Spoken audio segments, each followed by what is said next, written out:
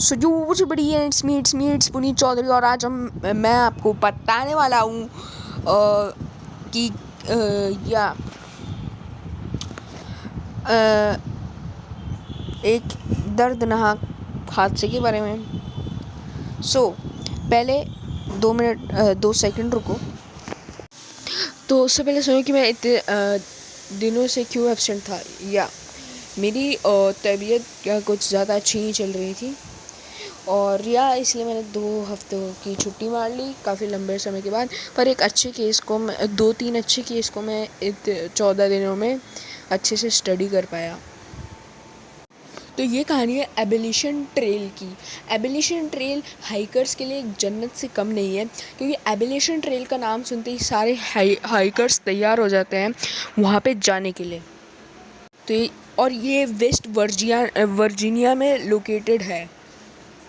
Abolition trail का map आप यहाँ से देख सकते हो।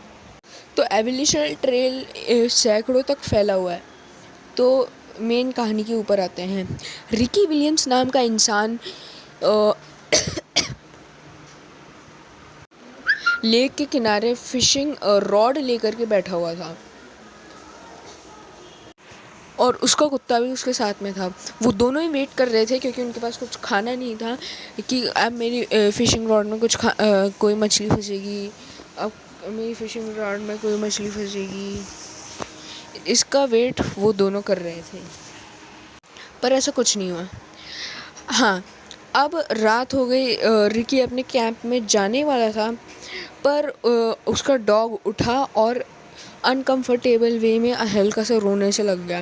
रिकी को झाड़ियों से कुछ आवाज़ आई। झाड़ियों के अंदर से एक बंदा निकल के आया जिसका नाम था स्कॉट। स्कॉट ने बताया कि मैं भी हाइकिंग वगैरह कर रहा हूँ, मेरा दोस्त साथ में है ना। और उसने रिकी को कुछ मछलियाँ और कुछ प्रोटीन बार्स वगैरह दी खाने के लिए। और उसने रिकी को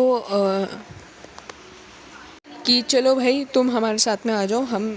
मेरे साथ एक और दोस्त है जिसका नाम है शॉन, वो भी मेरे साथ में है और तुम चलो, हम थोड़ा डिनर वगैरह करेंगे। रिकी विलियम्स की आप फ़ोटो देख सकते हैं अपनी स्क्रीन पे।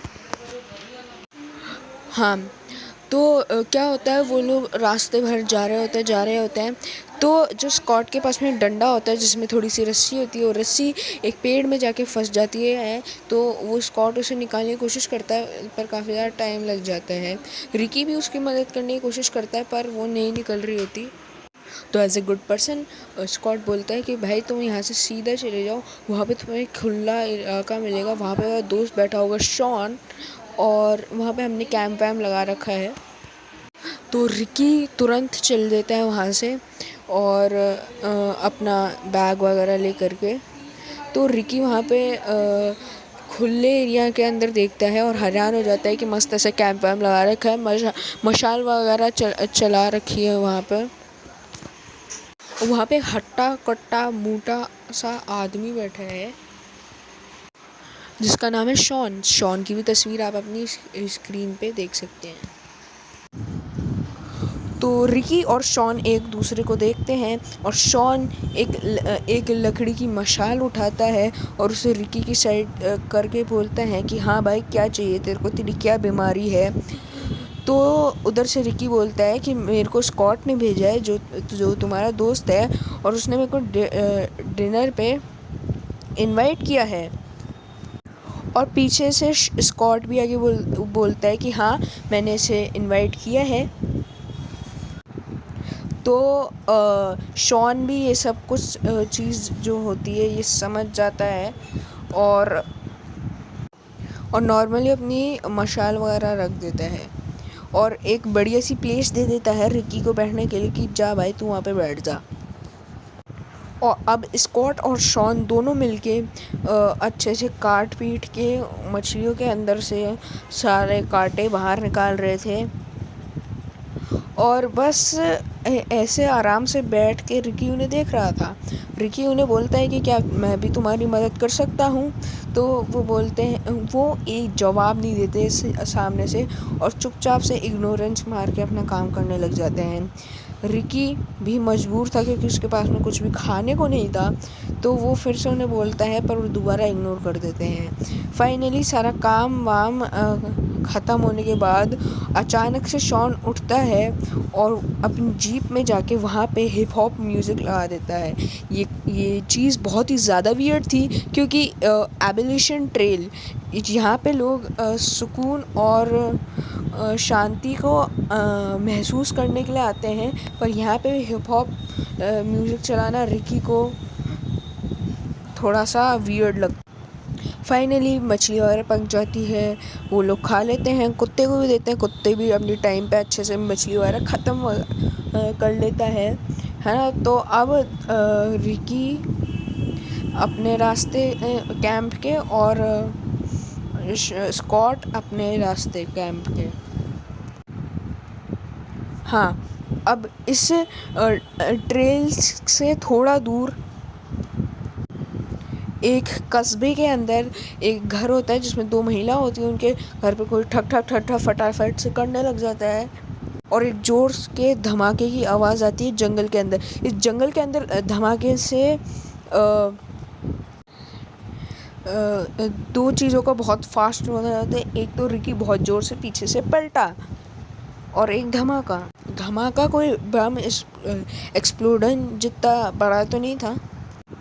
दोनों महिला डरती हैं, अपने जो घर होता है उसके गेट को खोलने के लिए थोड़ा सा हिचकिचाती हैं।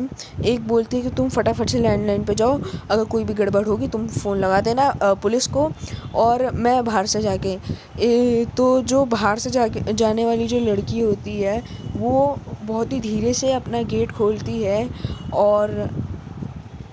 और स्मार्टली खोलती है और देखती है कि एक खून से लथपथ इंसान उसके सामने खड़ा है और उसको देख के ऐसा लग रहा है कि उसे 3-4 बार किसी खून के ड्रम के अंदर डुबोया है, फिर वापस लाके उसके सामने खड़ा कर दिया है। उसकी बेहोशी की हालत हो गई। वो ज़ोर से चिल्लाती है और बोलती है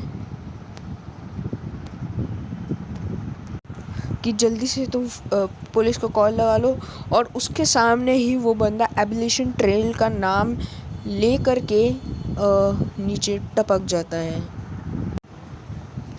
तो फटाफट से पुलिस आती है और वो देखती है कि हाँ भाई तुम्हें क्या बीमारी है, तो वो बोलते हैं कि हमें ये बीमारी है कि ये नीचे पड़ा हुआ है और ये एबोलिशन ट्रेल का नाम लेके टपक चुका है नीचे, अब मैं क्या करूँ, अब इसकी बीमारी तुम सॉल्व करो। ये हमारे सामने ऐसे ढक ढक कर रहा था हमारे गेट पे, हम आए और हमें ये दिखा तो हमने आपको फ़ोन किया, अब ये तुम देखो। पुलिस फटाफट से एम्बुलेंस को कॉल लगाती है, एम्बुलेंस आती है, वो उन दोनों को उसके अंदर लोड करवा के भेज देती है।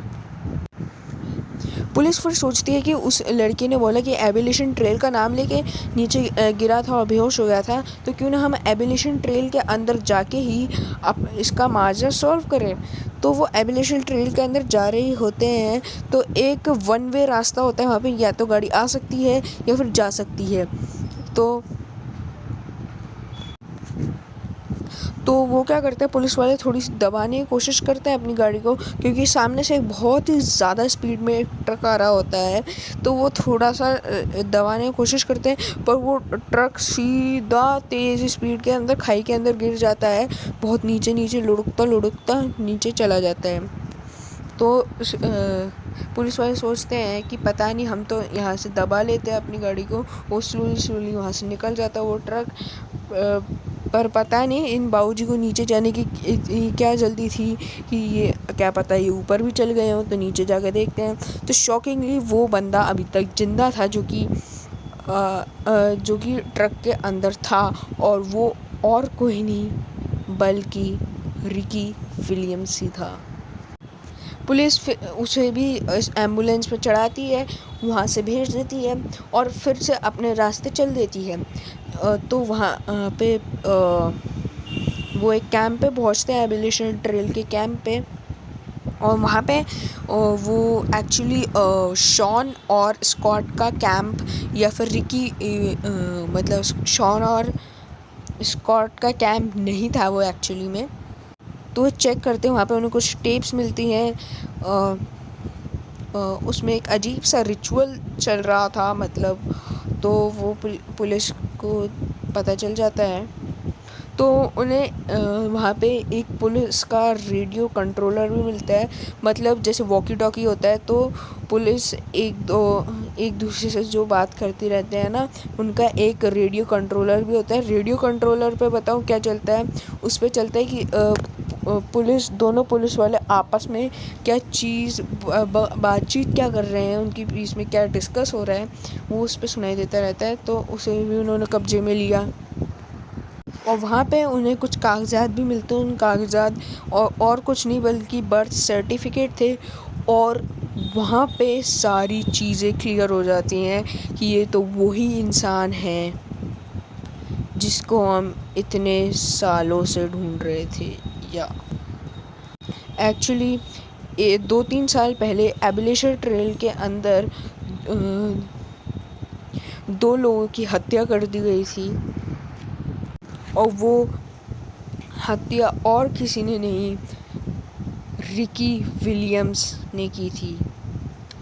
रिकी विलियम्स उसका रियल नेम नहीं था, उसका रियल नेम था रैंडल ली स्मिथ, जो कि रिकी विलियम्स बन के घूम रहा था।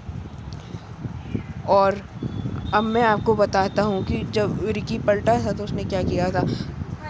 तो जब रिकी पलटा था उसने स्कॉट पे हमला किया, और उसने हमला किया उसके दोस्त शॉन पे। शॉन को एक गोली लगी, वो नीचे गिर गया। फिर स्कॉट फटाफट से जंगल के अंदर भागने लग गया। उस पर भी उसने 2 गोलियां चलाई, एक उसके गले में लगी, एक उसकी पीठ में जाके लगी।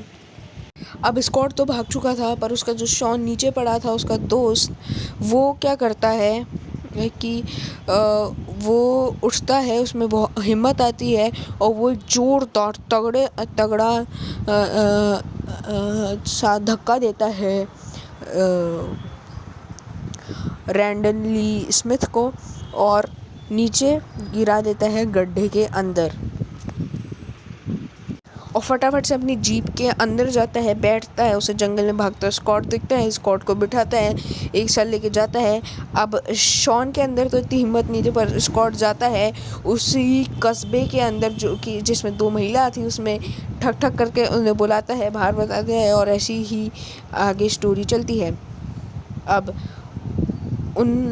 उसको गिरफ्तार कर लेती है पुलिस, और रैंडल ली स्मिथ को, और उससे पूछताछ करती है। और ये लगभग 2007 का केस था। तो हाँ, उससे पहले भी उन 2 मर्डर्स के लिए तो नहीं, पर कुछ छोटी मोटी चोरियों के लिए उसे गिरफ्तार किया गया था। और छोटी मोटी मतलब चोरियों के बाद उसे गिरफ्तार करने के बाद उसे छोड़ दिया गया था, कुछ फाइन पे करने के बाद। तो जो जेल से रिहा होने के बाद वो काफ़ी ज़्यादा टाइम अपनी फैमिली के साथ में रहा, पर उसे फिर अपने पुराने घर यानी कि एबेलेशन ट्रेल की याद आई, और वहाँ पे जाने लग गया वो। और यहाँ फिर आप जानते हो फिर क्या हुआ। और ये इंसिडेंट 2007 का है।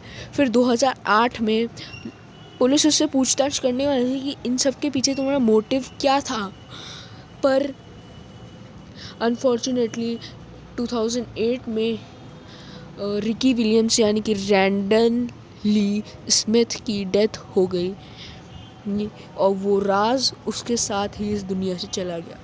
सो बाय।